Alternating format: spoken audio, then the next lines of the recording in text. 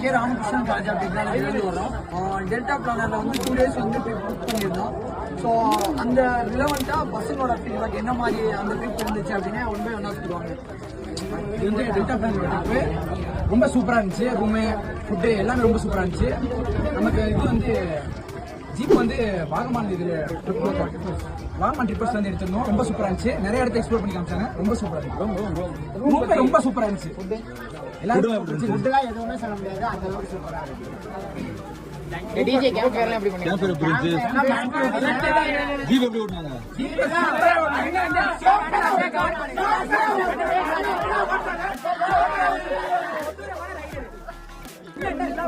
Delta man எப்படி பண்ணி கொடுத்தாங்க? சூப்பர்.